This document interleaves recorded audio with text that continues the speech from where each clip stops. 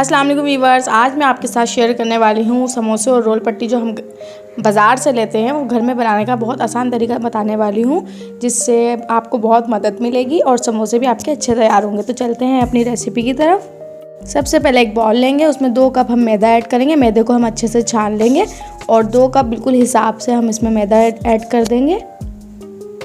1 tablespoon भर के मैंने इसमें घी ऐड किया है। 1 टीस्पून हम इसमें नमक भी ऐड कर देंगे और इसे मिक्स कर लेंगे और थोड़ा थोड़ा पानी डाल के इसे गूंथते जाएंगे। थोड़ा थोड़ा पानी डालेंगे, एक साथ नहीं डालेंगे, क्योंकि अगर एक साथ डाल देंगे तो पतला हो जाएगा आटा। तो हमें ना ज़्यादा पतला रखना है ना ज़्यादा मोटा रखना है, तो इसे थोड़ा थोड़ा सा पानी डालते जाएँ और इसे अच्छे से गूंथते जाएँ। आटे को हमने तकरीबन गूंद लिया है। अब थोड़ा सा पानी लगा के हम इसमें मुक्की लगाएंगे ताकि जो आटे की डो है वो अच्छे से सेट हो जाए और इसे 15 से 20 मिनट के लिए रख देंगे। ये अच्छे से सेट हो चुका है, लेकिन हम 15 से 20 मिनट के लिए इसे रख देंगे ताकि इसके जो मांडे हैं वो अच्छी तरीके से बन जाए।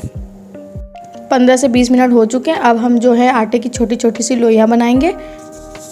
अगर आप चाहते हैं 2 की एक साथ बनाना चाहें, जैसे 2 परती रोटी बनती है इस तरीके से बनाना चाहे तो आप 2 पेड़े बना लें। मैं 3 की बनाऊंगी तो इसलिए मैं 3 पेड़े ले रही हूँ। आटे के पेड़े बनाने के बाद थोड़ी सी आप इसमें खुश्की डालें अपने स्लैब पे, या आपके पास जो भी है चकला जो भी है उस पर आप थोड़ी सी खुश्की डालें और इसके बाद हम इसकी रोटियाँ बनाएंगे छोटी छोटी सी। इस तरीके से छोटी छोटी सी रोटियाँ बना के हम चारों की रख लेंगे। रोटी बेलने के बाद आप इसमें थोड़ा सा घी लगाएं और इसको चारों साइड फैला दें। और जो दूसरी रोटी है आप इसके ऊपर तीसरी, चौथी या 5वीं आप जितनी भी रोटियां आप डालना चाहते हैं बनाना चाहते हैं एक साथ आप उतनी कर लें। इसी तरीके से हमारा ये प्रोसेस चलता रहेगा। क्योंकि मैंने 3 पेड़े बनाए तो एक के बाद अब मैं दूसरी भी इस पर रोटी लगा दूँगी। इस तरीके से ऊपर आप खुश्की भी लगा दें ताकि जो ये हमारे मांडे हैं चिपके नहीं, आराम से निकल जाए।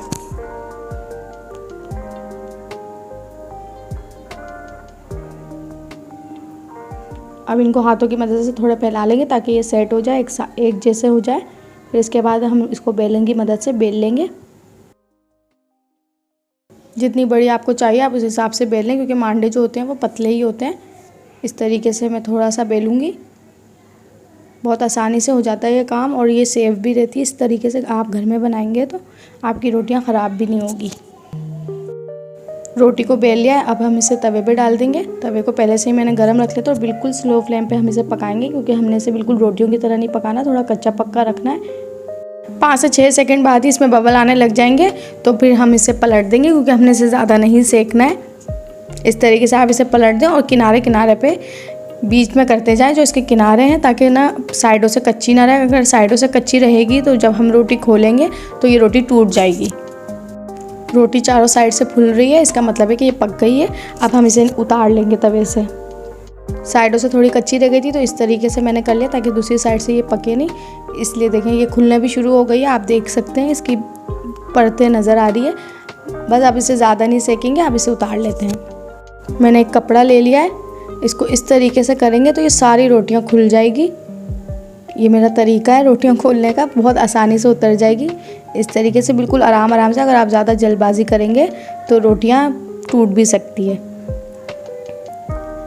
मैं आपको निकाल के दिखाती हूँ।